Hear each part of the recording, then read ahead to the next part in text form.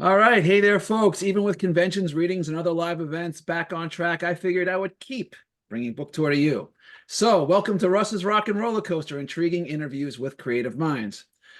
You know, so starting with the big event that kicked off nearly 4 years to the day, to varying degrees, intensities, and variations, we, as human beings, and for the purposes of tonight's conversation, as fans and creators of genre fiction, we have become a fractured community, often feeling isolated, cut off, and to some degree almost pitted against each other like never before in my lifetime.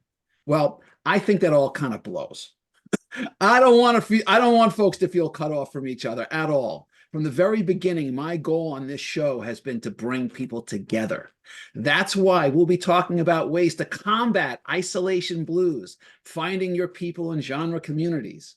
On my panel tonight is my dear friend and frequent co-conspirator in dark and twisted fiction, Hildy Silverman. Hildy is the author of various short fiction across sci-fi, fantasy, steampunk, and horror, and was editor-in-chief of Space and Time magazine for 12 years, and as a member, as I am, of author collective Crazy 8 Press. Welcome back, Hildy. Thank you so much. It's a pleasure to be back. All right. Also on our panel is Bracken MacLeod, a former civil and criminal litigator. Bracken is a Bram Stoker and Shirley Jackson Award nominated author of novels and short stories. Welcome, Bracken. Thanks for having me. All right. And rounding out our panel tonight is Bram Stoker Award nominated author Michelle Renee Lane. Michelle writes cautionary speculative fiction about the perils of falling in love with monsters. Welcome, Michelle. Hi. All right. So just a heads up to the folks at home. Feel free to send notes or questions you have for the panel in the chat box during the show, and we'll get to a few at the end. So we were just talking about this offline before we got started. I've actually wanted to do a panel like this for the last year or so, as we've had various hiccups in our return to civilization. And boy, have things changed radically. And yet, in some ways, not so much radically exactly, just more intensified issues of things that we've really been kind of dealing with forever. So before we dig in tonight, give me some thoughts about how your connections to fandom over the last few years and how you're feeling about your role and participation in these genres communities. You know, in short, do you suffer from isolation blues? Hildy, you're a returning champion, so we'll start with you. Sure. Yeah, there's been some definite blues going on. I, like a lot of people out there, live alone. I work from home almost all the time. Certainly during the dark times, it was permanent, but now I'm part in, part out. But yeah, I'm a pretty solitary creature. And being able to go back to the conventions and having them coming back, they may not be quite the full swing they used to be yet, but they're back, has been really nice and a real big boost I have found. It's boosted my morale. It's made me feel like I'm connected to people again. It's very easy to just disconnect and sort of wander around on my own like a sad little ghost. So it's been nice being able to go back and see people and be with people and just celebrate all the things we mutually enjoy, talk about the same silly shows that we like, talk about the great new books we've read, all that sort of thing. It's been good for me personally. All right, Bracken, what about you? What's been your state of mind over the last, I mean, I know things have morphed a bit as the years have gone on, but kind of like, where's your head at? No, it's funny because the writing is such a solitary experience before the big thing that sort of happened, that con spaces and fan spaces were that place where you could really get immediate feedback. And I think, we were talking before we started recording, like you said, about music and performance. And if you're a musician on the stage singing a song, performing a song, you're getting immediate feedback for that performance. Writers don't get that except in that space, that con space, or a book launch or something like that, where you read a section of your story, you do a Q&A, and you get immediate feedback. And so, a lot of the shutdown was kind of more of the same, but more of the same. It was amplified. Where it was like, oh, I don't get this immediate feedback from my work, and I'm still not getting it. Like, I'm even not getting it even more. And and as we've sort of come out of it, of course, we're not out of it, right? It's been a slow ease back into the social scene, but yeah, as Hildy said, it's a little diminished, and and you kind of do your best to find those spaces where there are receptive people. Things like this, I think, were essential at the beginning of the shutdown, because we couldn't get together. None of us could see each other, right?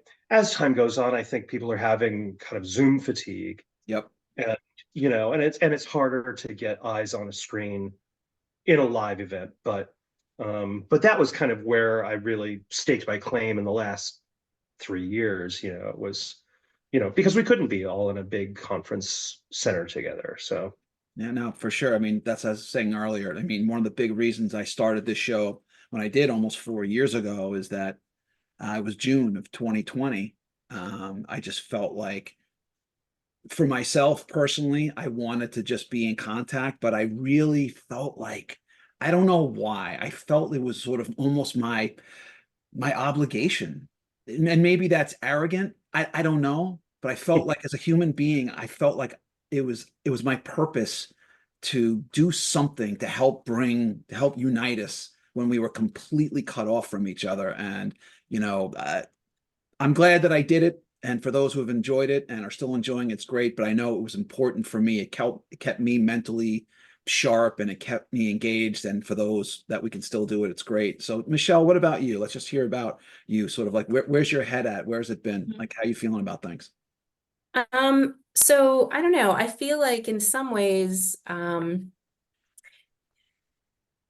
things shut down, I didn't feel as disconnected as some other folks might have. I feel like in some ways having access to social media and virtual events connected me with people I wouldn't have connected with otherwise. For sure, absolutely.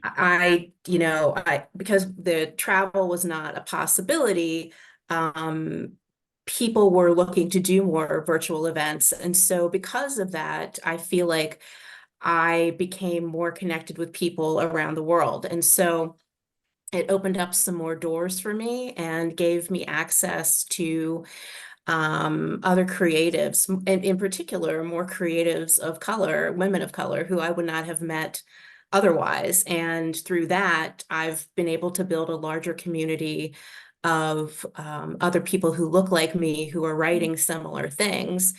And that has been fantastic, because going to conventions, that was not the case for a very long time. So being in person at things, I was one of very few people who looked like me who was writing the kind of things that I write. And that's shifted tremendously. And I think that part of that is having people have access to the virtual world and getting their foot in the door that way. So in some ways, I think that having things shut down like that was actually beneficial to me. It gave me more space to be creative. It made the need to be in an office that was, killing me creatively, less of a focus of my day. I wrote more during that time. I published more during that time. And it turns out that it was a beneficial time for me. I mean, I I'm so glad to No, go go ahead. ahead. No. Go ahead. I'm so glad to hear that was a good time for you. For me, it was kind of the opposite, where we're trying, as horror and thriller and dark fiction writers, trying to write about sort of darkness and how to overcome it. And I was having a hard time coming up with anything darker than the world we were living in, and it really kind of set a big brick wall in front of my creative Yeah. self. It For was hard to overcome. For Yeah. sure. I mean, I've had, since I started, I've probably interviewed on this show alone. I'm losing track, more than 200. I've had more than 200 people on the show in the last 4 years. And I've gotten a split. Some people told me that during those, especially those first couple of years, I mean, we're talking international best-selling authors said I could not write a single word, nothing. I couldn't do it. I wanted to.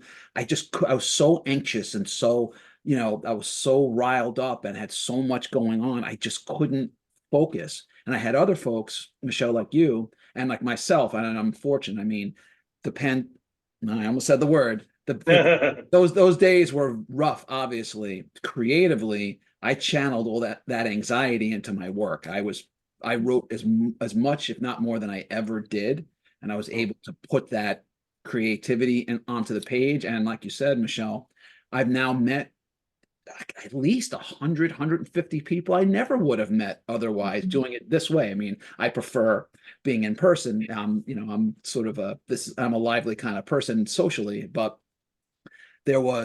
despite the darkness, there were some good things for me that came out of it, not to discount all the terrible things.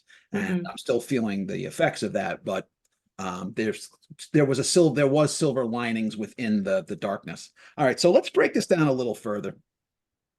I'm going to put you in the writer's chair. All right.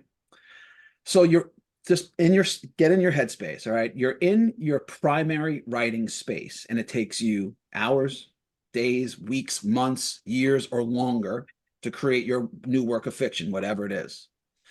And this is not necessarily specific to the dark times, but just broadly speaking, do you struggle being on your own for long stretches like that? Or are you the kind of person who has a certain comfort level, kind of being alone with your thoughts for long periods, where you could be alone but not lonely? So Michelle, let's keep going with you. I think it varies for me. That's a complicated question because Why I asked it. I'm a single parent, and I live with my son, and he is a teenager now, but he is neurodivergent. I was recently diagnosed with ADHD, and so I'm never really alone. And so there are times when but I was an only child. So when I was a kid, I spent a lot of time alone in my own thoughts, daydreaming, writing, just thinking about things, consuming information. And I liked being alone with my thoughts. I liked it. That's a comfortable place for me. So for me, too many distractions sometimes puts a roadblock to my creativity. So, I work a full-time job. I'm a single parent. I do have a social life, but that's limited sometimes, right? Because of my responsibilities. Yep. But it's very rare that I'm alone. Sometimes when I think about it, I have felt more alone in crowded spaces. Yeah. It depends on the space, right? It is kind of amazing how you could feel more alone in a group of people than you can when you're actually by yourself. By myself, right. And so so in terms of the creative process for me, sometimes I really need to work at getting refocused, or allowing myself time to daydream, to not think about whatever is going on around me immediately, or what my responsibilities are, or who needs me to do this or that. So it can be complicated for me sometimes because I don't want to be by myself all the time, but there are times that I absolutely need some solitude. Yep, fair enough. All right. So Bracken, what about you? How do you deal with just, those long stretches of it's just you and in your space?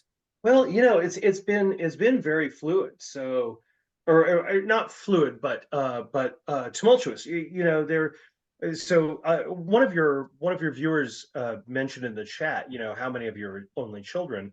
I was an only child until I was 13, and my mother was very prone to just moving us. Every couple of years we just moved. And sometimes it was from one town to another, and sometimes it was completely across the country. Like we moved from where I grew up in Western Massachusetts to Southern California.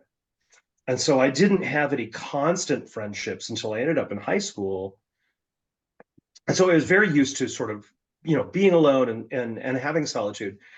But but the recent history has been I was very used to being alone. I'm a stay-at-home dad. I gave up being a full-time litigator when our son was born, for several reasons, not the least of which was just that I wanted to be present for my child, who's also an only child. Um, but if he was at school, I and my wife is at work, I'm completely alone, and that was my time to be creative.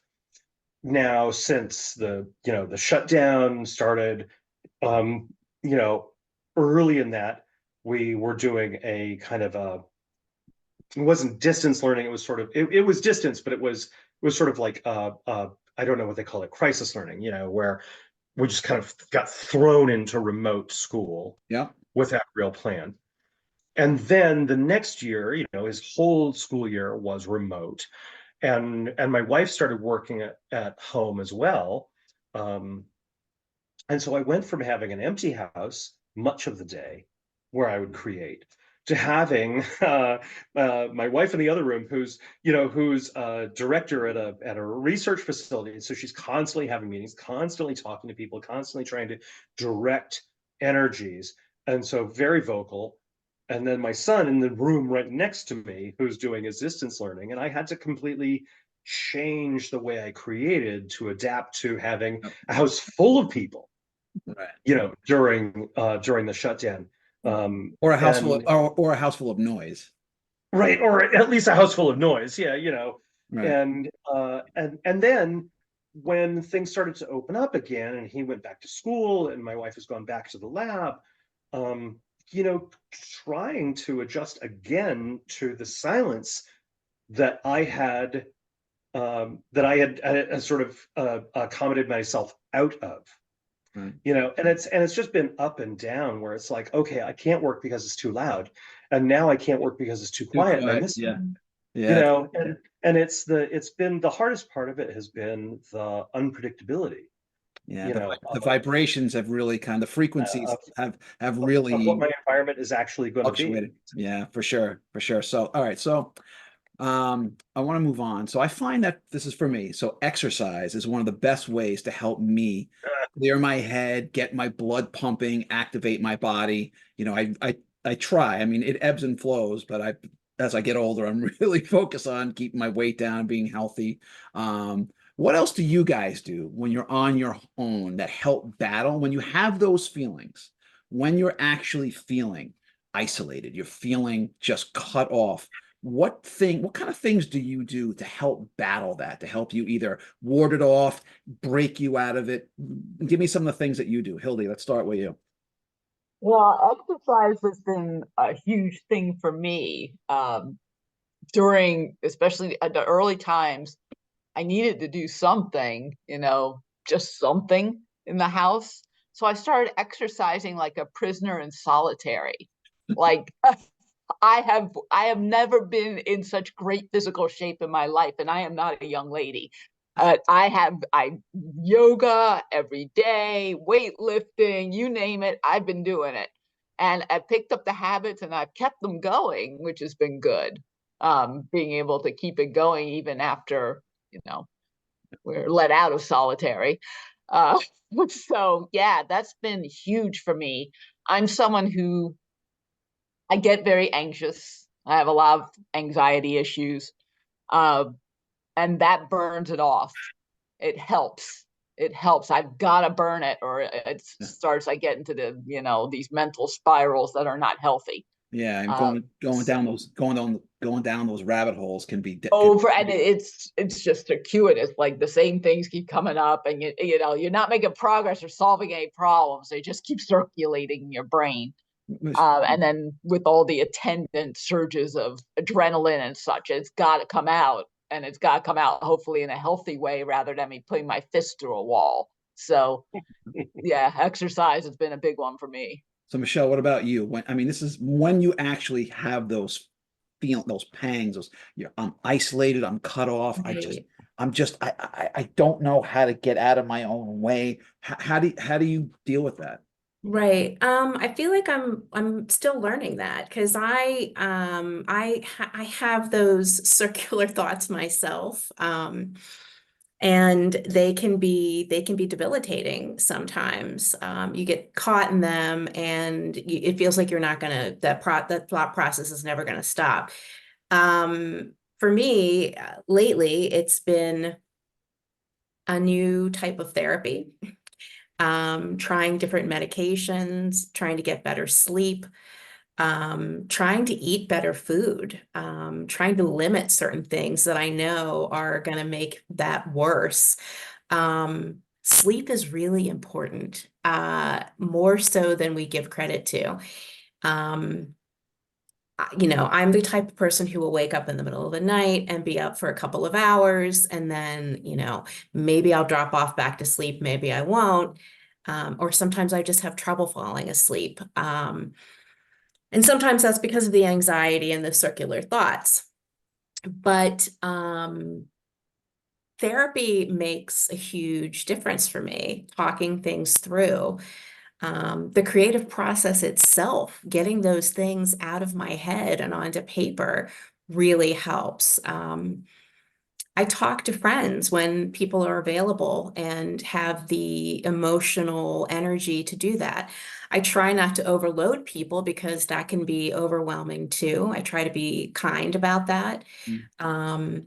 But sometimes I also just doom scroll on social media until I like wear myself out. It just depends on the day. Deadly. Now, one of the things that I stumbled upon just for myself in the last 6 months or so, my entire life, I've had varying degrees of anxiety, much worse when I was younger, not as bad as an adult, but the last 5 years have certainly not been helpful. And I used to say to myself, all right, what do I got? What do I have to do today? What do I got to get done? I would make a list. But I was always found I was just always chasing those things. And then I don't know why I thought of it. Instead, I said, what's stressing me out? Now, it may seem like a difference without a distinction, but for me, that one turn of phrase completely altered how I'm able to manage that isolation and stress. Because rather than trying to, task my way out of my stress, because once those tasks are over, a new rounds, it's just like, we're all always on the hamster wheel. And I started asking, what's bugging me? What's stressing me out? It would immediately stop me in my tracks.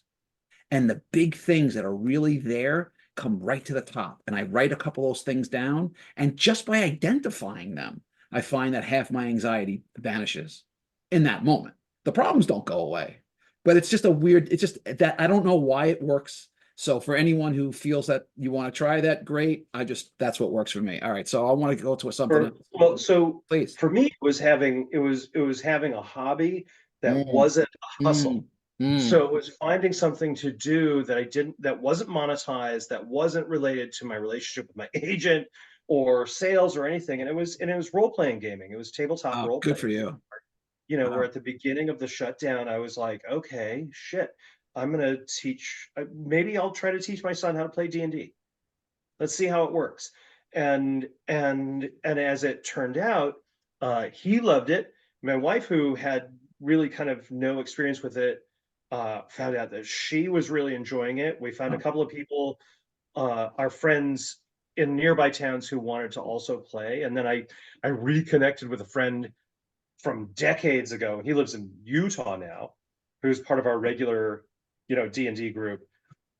And it was just having this thing that I didn't have to stress out about. Like I didn't have to report into anyone else, like, how's the progress on the new book, you know, or Yeah. what are the sales figures on this thing. It was a completely unmonetized hobby that required no hustle, and that was my sort of my Yes. sanity, Yes. you know, You kind pulled of. you pulled yourself out of the grind and just had fun. Yeah, where it was just like all I had to do was have fun and Right. let other people have fun. I'm a forever DM, so All right. you know, I'm creating worlds and I'm creating situations and all this stuff, and it is work. It's a lot of prep, but it's all fun, and none Yeah. of it relates to my career Yes. or, And it you keeps know, you like my and life. it keeps you away from the doom scrolling and the circular panic thoughts. Precisely, yeah. Right. All right. Every minute I'm preparing Yes. a game session is another minute I'm not on Ah, Facebook, and that's good. that's right. Good for you. All right. So some of us in the genre communities, and I'm talking, and there are various genre communities, and we'll get into that, are more outgoing. Personally, you probably get it from the show. And for those who've met me in person, you just know this is just me. I'm a high fiving, backslapping, hugging kind of guy. It's just the way I am. Of course, I respect boundaries, but that's just I like being with people, and I like having a good time. But other people are more reserved. They struggle with anxiety and other very real social phobias. And I get that completely. Where do you fit in personality wise? And given that personality, how do you prefer now in today's world to interact with other folks within those genre communities? So Michelle, let's start with you. I'm going to preface this by saying that I believe in better living through chemistry, however you want to interpret that. And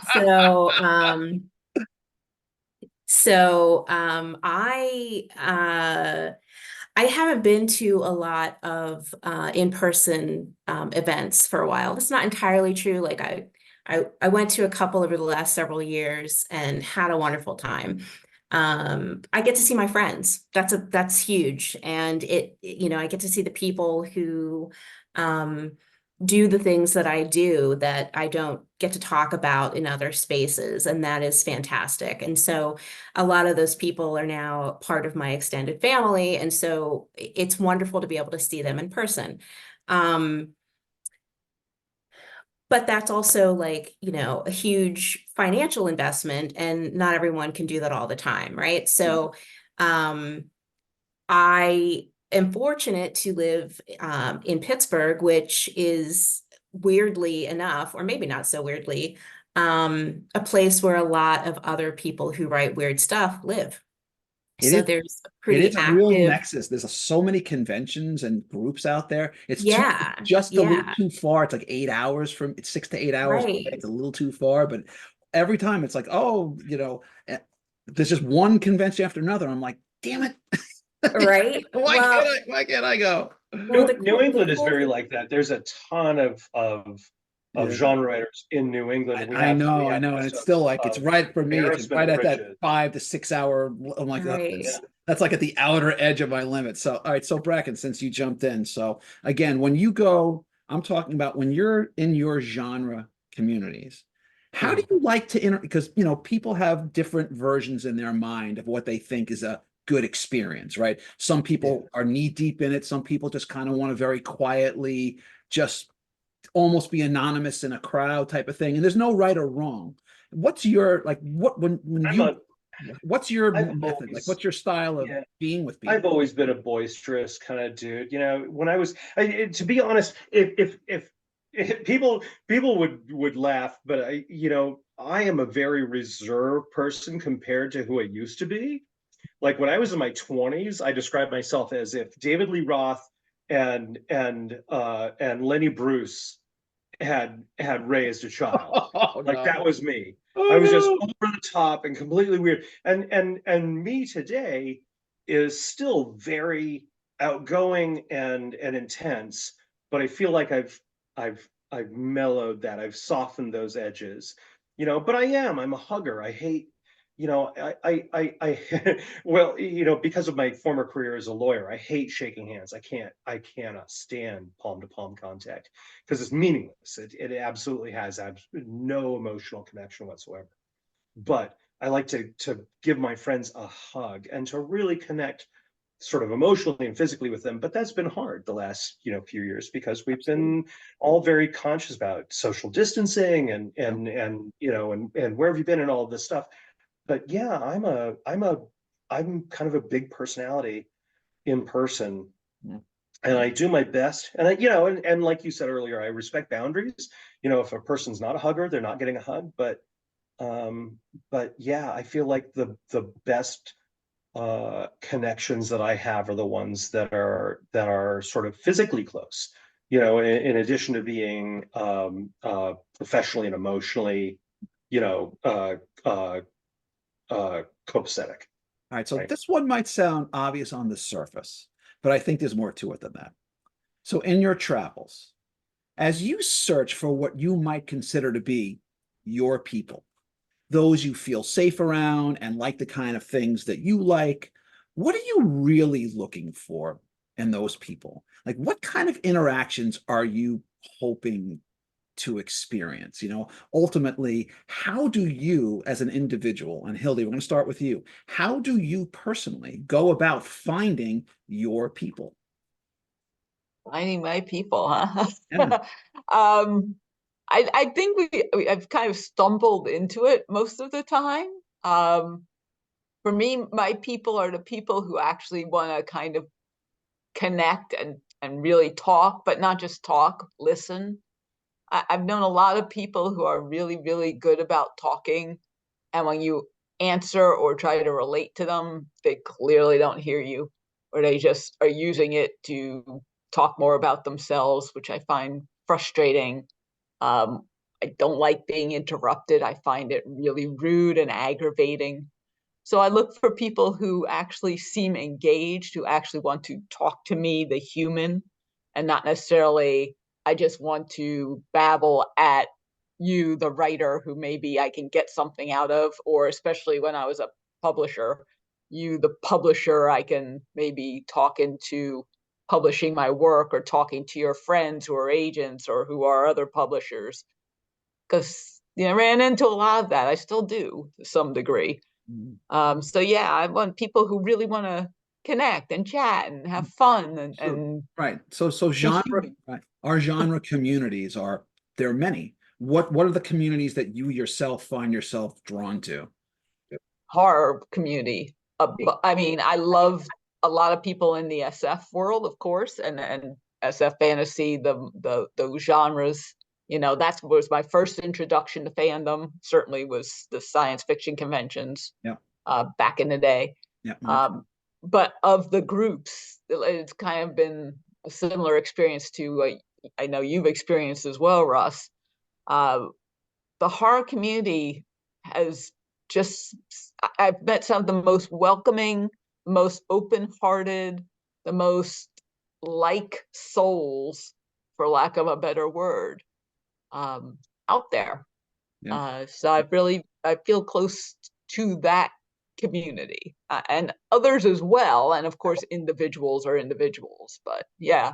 Okay. So Bracken, what about you? So when you are actually, whether regardless of how it's done, virtually, in person, whatever, which communities do you sort of gravitate towards? Do you find comfort? And when you're seeking out your people, or they seek you out and you make those connections, like what are you really looking for? How do you personally go about finding your people within these genre communities? Yeah. Like Hildy, I feel like my people tend to be in the horror community because I've been to crime conventions, and I used to go to a lot of lit fic cons, because when I was starting out starting out as a writer, I was aiming at a literary career. And I say that fully knowing that literary is a genre like any other genre, right, with its own conventions and reader expectations. But where I really found my home was horror, because those people were so welcoming and interested in not talking about my book, but talking about creativity and the things I love, and here's all the stuff, and here's what we have in common. And it wasn't about what can you do for me? It was about how can we share a common experience, you know? And so you sit down at a table with three people, and they're all like gushing over how great John Carpenter's The Thing is, Hmm. you Yes, it know, is. and it has absolutely nothing to do with professional development and social climbing. It's all just a love of genre, and I feel like that's the most welcoming place for me. You know, I'm always a little hesitant to talk about community, because I think that community is artificial in a big degree. Like, I have a really amazing community of horror writers here in New England, because we all know each other, we hang out together, and we have shared values. Now, is there a community of horror writers across the country? I guess, it's an industry, Right. right? It's a business. And so we have a shared advocate, vocation. But community is local, and community is personal. That's And yes. what I found Yes, is that's fair.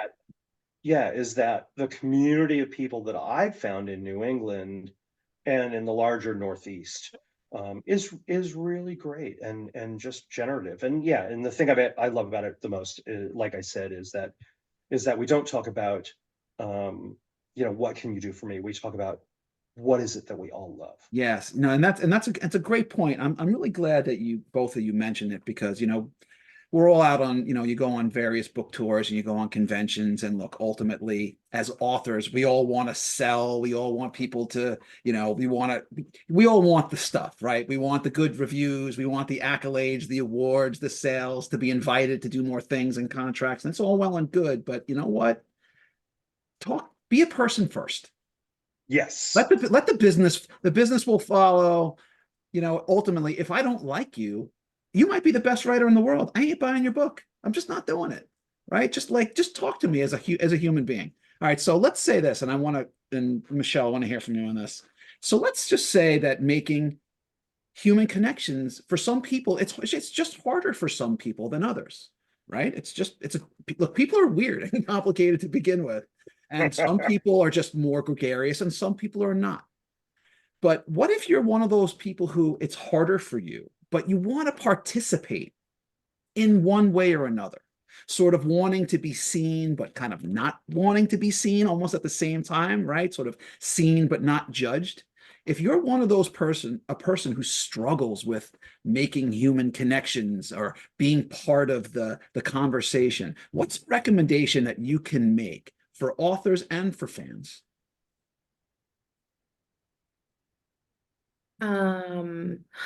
Okay. That's an interesting question. I have a couple of thoughts about that.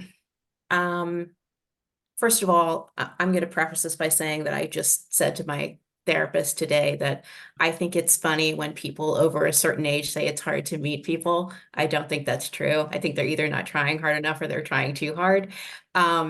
Or they might have some sort of social problem that prevents them from feeling comfortable in certain spaces. That's okay. But it's still possible to make connections with people. It might not be a face-to-face situation all the time, right? When I was first getting my feet wet and trying to figure out what community I belonged to, one of the things that I did was I would interview other writers on my blog. And I don't know, I interviewed maybe close to 60 or 70 different people for my blog. And that enabled me to get to know them and build relationships with them that then carried over into face-to-face spaces. It helped me connect with people. I got to understand the kinds of things they were writing. It made it easier to start conversations with them because I knew a little bit about them personally and professionally. Pick up books at conferences and read what other people are writing. Go to people's readings if you're there. sit in on panels and get to know the people who are sitting next to you. There are always other people there who might feel the same way. So sometimes hanging out around the outside of the action puts you in contact with people who often are looking for other people to connect with also. So there are multiple ways of finding your people, so to speak. And they might not all be in the same places that you think you're going to find them. Right. I think the horror community can be a very welcoming place, but it also can be alienating depending on what you're writing Sure. or how people view that particular genre. I know that when I first started coming to events, I had a hard time figuring out if I actually belonged there because people didn't necessarily think that what I was writing was horror. But I wrote a slave narrative that's supernatural, and I'm pretty sure that's horrific. So once That's a I great started book. feeling more So good. confident about my own work, I started to feel more like I do belong here, right? Fair enough. So, Sorry, just a you quick know, interlude for the folks who came in a little late. If you have any comments mhm. or questions for the panel, put them at the chat box and we'll get to them before we wrap up.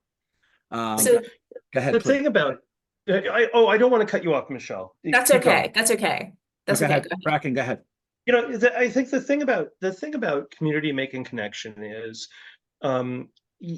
is your intention to actually make a real connection. So, everything that's good that's happened to me in my career has happened because I made an actual genuine friendship Mhm. with a person, and not just a professional connection, Mhm. like someone who trusted me and knew that I was someone that they would like to be around, is how I ended up being offered opportunities when they came Mhm. around. Right, And you absolutely. can't just go into these spaces and kind of superficially act nice Yeah. and expect If you're things to too happen. transactional, it's going to be obvious. Yeah, exactly. No, you have to, if you want to be in a community, you have to be in it, and you have to be a genuine member of it, which means not just being nice and transactional, but being kind and actually honestly friends with people in it. Mhm. Right. So, yep, Because people can tell fakes, and they yep, don't want to work with people who they think are there to just get something out of you. for Mhm. sure. You know, All right. and So, and that's the hardest part, is you got to be a genuine, real person, and not some social climber. right. All right. So, Mhm. real quick. So let's talk. Unfortunately, what I'm going to start here. I'm going to be picking at a scab here, and I don't know how much time we're going to have to get into it, but I feel we have to. So let's talk about online interactions for a minute. No, I won't do it. So Bracken doesn't have any bad online interactions no. ever. Bracken loves being online. I know. I do. I hate it. I hate So it. I so love yeah, social media has its pros and cons, and I certainly have my own issues with it. But given that this is how the world is right now, what rules of engagement do you have for yourself, or do you suggest for others who want to be part of a genre conversation, but are not entirely sure about the best way to proceed? So Bracken, I'm gonna stick with it. you because I read yours with in earnest. Yeah, it's so difficult, and I struggle. I really struggle with it because legitimately, social media, as a stay-at-home dad and a writer whose life is solitary, social media is my Like I your don't know touch what you point, call it, right? the rest of the world, the bubbler, Right. right? The water cooler talk. There we go. You know, and and so a part of it has been my lifeline to other people, but at the same time, it can be so toxic. And and a lot of people have come to interact in social media in a way that they would never do in the real world. Like, For sure. you would get punched in the mouth if you Oh, said you'd that get shit your ass whooped bad. around me in person, Right. but you know that you're safe on the other side of the keyboard. you know and so it has been kind of an evolving process of me learning how to navigate social media with an amount of self-care that doesn't stress me out, create hypertension. Right, so But let's it's talk also about that. socially responsible, right? You know, So we're very short on time. So just give me just one. What's one? If you could offer one suggestion, if you genuinely, we're talking to the folks out there who want to be part of the genre community conversation. They know I could, but anything I do could blow up in my face. What's your one piece of advice that you would give? my one piece of advice is something that was given to me that I try to live by, which is you don't have to show up for every fight you're invited to. Just because that thing seems to be the social media controversy of the day doesn't mean you need to weigh in on it. You don't need to lean in on it. If it's not your circus, you don't need to try to corral those monkeys. That's right. And That's you know, right. and that's been a hard lesson for me to learn, because as a You, litigator and a martial arts teacher, like, I love to fight. yeah, Fuck, I love to fight. you and me both. We both had those issues. All right, so that was great. Yeah. But now it's a time for a special segment on the show where we spin the wheel on the wheel of 7 possible categories, including a few new ones I brought out just for tonight's show. Wherever it lands is what you get, and the categories are The Reanimator, The Truth Is Out There, Haunted House, Bugs in Space, Apocalypse, Alienation, and everyone's favorite, Kick 'em in the Junk. All right, Michelle, you're up first. You ready? Okay. All right, round, whatever you get. No whammies. Let's see what we have for you. And you got Apocalypse. I love this one. Okay. Mm. All right, you ready? Mhm. Where are you? Come on. Okay, it's the zombie apocalypse. Well, it's finally happened, and the zombie apocalypse is in full effect. Emphasis on apocalypse, because in this version, the zombies have one weakness. If you kiss one square on the lips, tongue optional, you will forever be inoculated. To save your own skin, would you kiss a full-blown zombie on the lips? And we're not talking a quick peck, but a fully immersed makeout session. My preference is usually vampires or werewolves, but you know, if it means that I'm going to be vaccinated by it, then I guess so. Yeah, I'll do it. All In right. for the snog. All right, you're going You'll all find in. a hot zombie. All right, Bracken, you're up next. You ready? All right. All right, what do we got for you? For you, let's see, and we land on The Reanimator. All right, I'm loving this theme here. Okay, so you have died a gruesome death, but medical student Herbert West has offered to reanimate you with his scary serum. If taken, you have a 50-50 chance of returning to life completely normal or as a zombie-like creature. If, however, you choose to forego the serum, you have a 50-50 chance of going straight to hell. Do you want to be reanimated? Oh, I'm walking backward into hell. Okay. Fingers raised. That's it. Yeah. Are you right. gonna moonwalk? All right, you're all right. Moonwalking into hell. I love it. You're kissing zombie. You're walking into hell. I don't know how we top this, Hildy, but you're up next. All right, you ready? Give it a shot. All right, what do we got for you? Okay, let's see. And you got Kick 'em in the Junk. All right, this one hasn't come up in a while. All right, thank God. I love it. Okay, so you can travel to any point in time and space, and without repercussion, you can kick someone in the junk. Who would it be?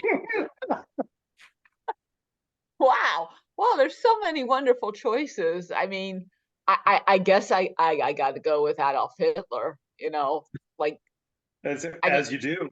As kind you of do. have to, right? Yeah. If anyone needed a boot in the nards, he's right at the top of the list. All right. Now, Just all right. Now, okay. Now it's for time. those beings. Yeah.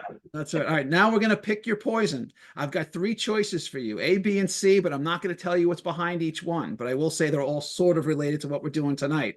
All right, Bracken, you're up first. A, B, or C? B for Bracken. All right. Well, perfect. Well, this is perfect for you considering you talked about walking backwards into hell. So this one is Benjamin's Button. You have 2 options. Much like Benjamin Button, you can live your life fully in reverse, where you were born incredibly old and then you get younger until you reach your cellular state. Or you can relive the life you have now, only knowing that any changes that you make in the past, knowing how your life has actually unfolded, it will change that new old life in any number of unpredictable ways, likely resulting in a life going forward that doesn't quite look like the one that you have now. So which is it? Life in reverse or life do-over? Which one do you choose? No, life in reverse. All the choices I've made in my life have led to a place where I feel so contented with what I have and who I know. Yeah, life in reverse. All right. All right. Okay. So, Hildy, you're up next. So that leaves you with A or B. Nope, A or C, A but or I'll C. take A. All right.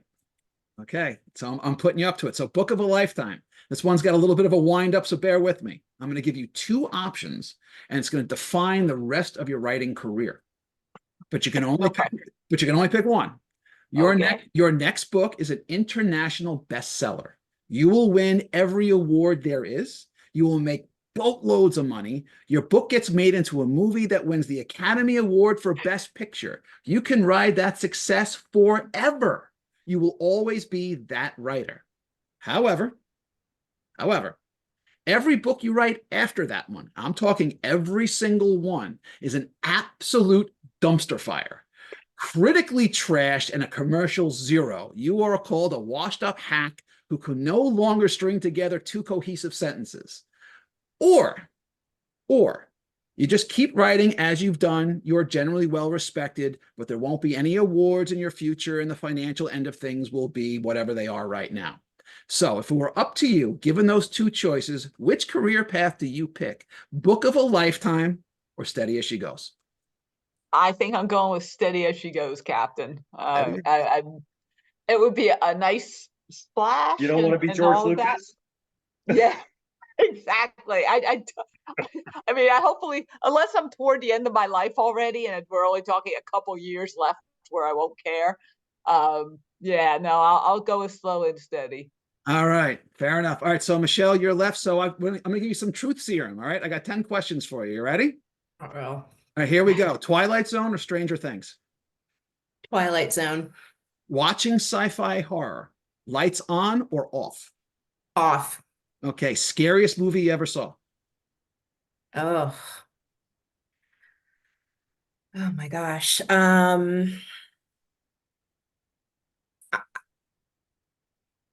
I don't know what to say about that. Lightning round. Pick one. Come on, give me one. Um, there's this movie about, I can't think of the name of it, which is terrible, but there's this movie about a woman who is slowly losing her mind, and she gets possessed by a snake demon and slowly morphs into this thing that, like, her jaw unhinges and she tries to eat an entire child. It's the Is that the lair something, of the white worm? no, it's the something of Deborah something or other. It's Okay. Oh, The Taking of Deborah Logan. that is it. That movie scared the Oh. shit out of me. Fair enough. Fair. All right, which is scarier? Unleashing a cosmic monster into the world or being trapped in close quarters with one? Unleashing it on the world. All right, you've just completed your latest piece of fiction. How do you celebrate? Usually with a shot of tequila. Good for you. Yes. So when you go to genre conventions, do you keep badges, flyers, and programs as souvenirs, or do you just toss them? Lately I'm tossing them because I don't want any more doom piles in my house. Do you think there are alien races in the reaches of space who would Oh, try absolutely. who would try to annihilate or enslave us if they made it here? I don't know that they would want to stop by. It's too messed up. They might keep flying past us and ignore us completely. Do you think aliens from other worlds live among us? I think it's possible, but I'm not sold on the idea. Do you think the government has secret facilities with alien technology? No. If you could keep an alien as a pet, as long as it didn't harm you and obeyed your commands, would you? No, because I can barely keep plants alive. All right, fair enough. Now we're going to go to our advice column real quick. Best and worst writing advice you ever got, Bracken. Oh my God. So the best and worst writing advice I ever got was the exact same thing, which is write what you know. It's the worst because if you only wrote what you've literally knew, you could never write speculative fiction.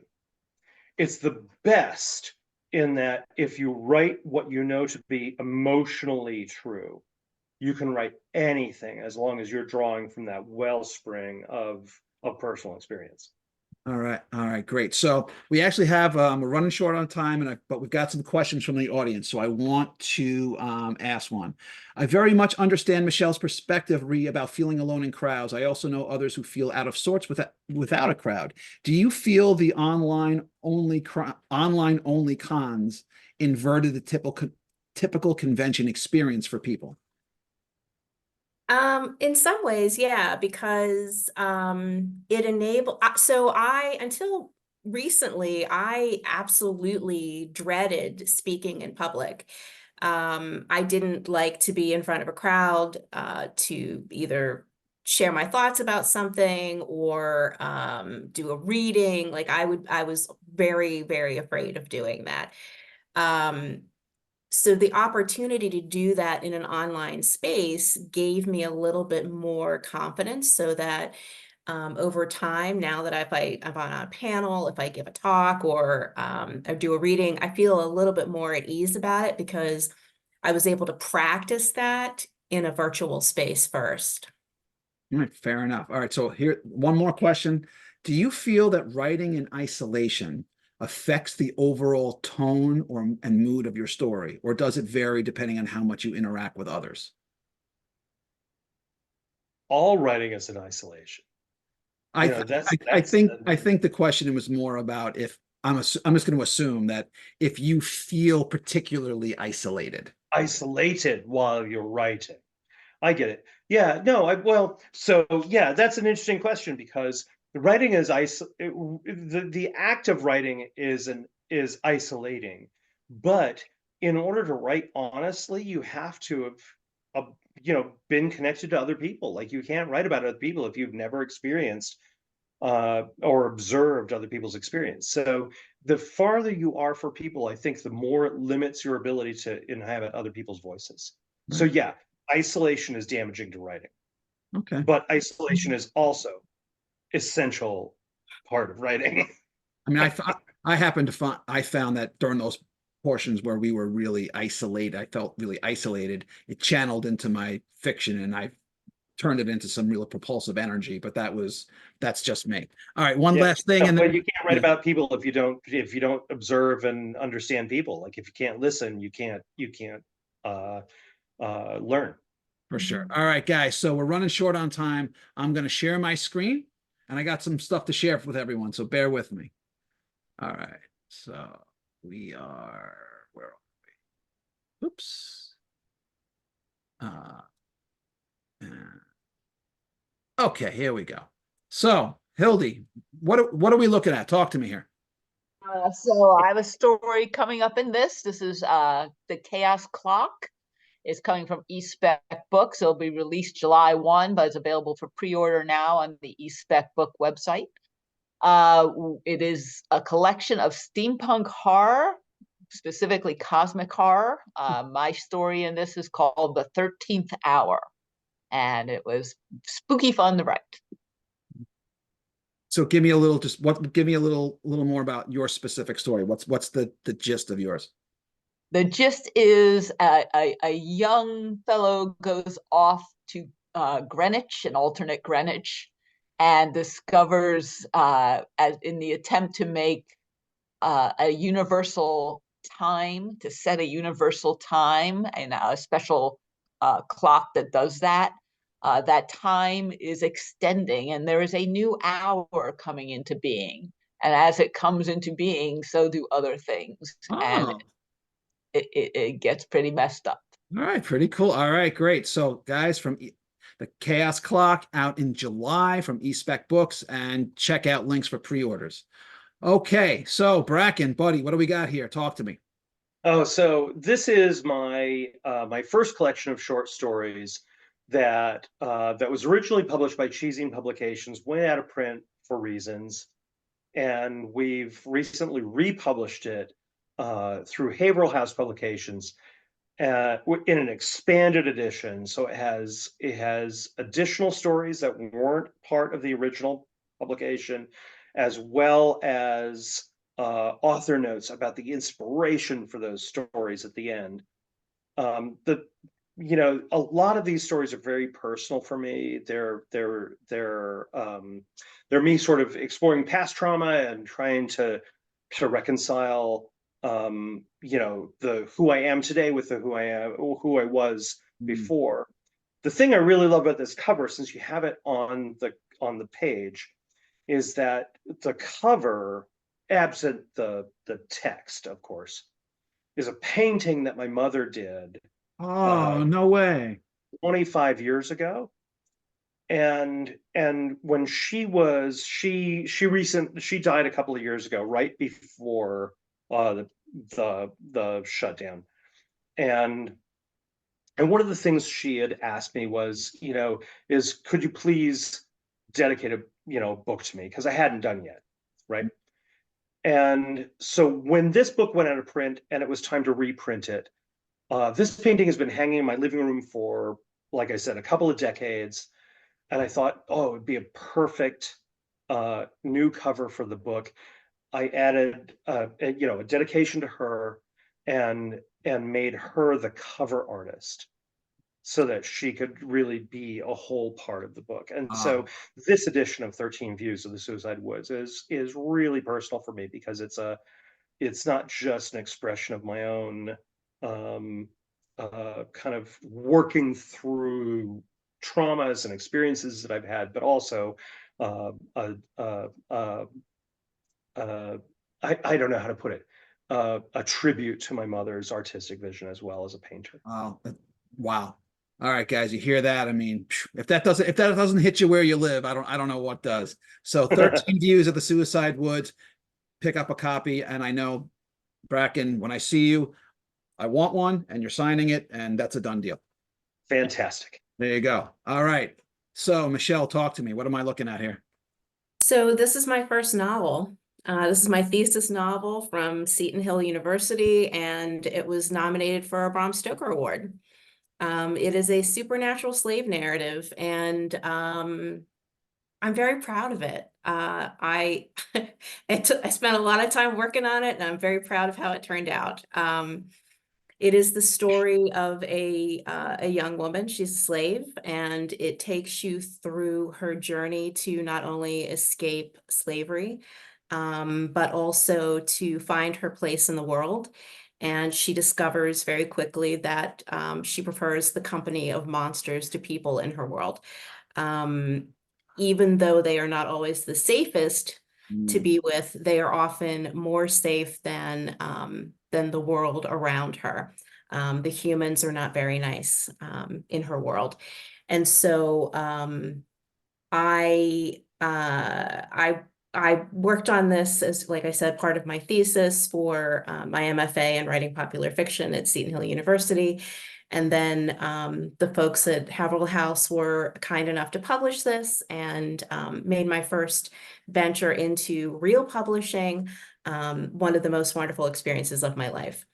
I wanted to mention that last year, and towards the end of the year, in November, I wrote the bulk of the follow-up to this book, which I'm hoping to finish sometime this year. And looking forward to working with Haverhill House again, because again, it was a wonderful experience. All right, that's awesome. I hear that, folks. Invisible Chains. Make sure you pick up a copy. All right. You should be proud of that. It's a marvelous novel.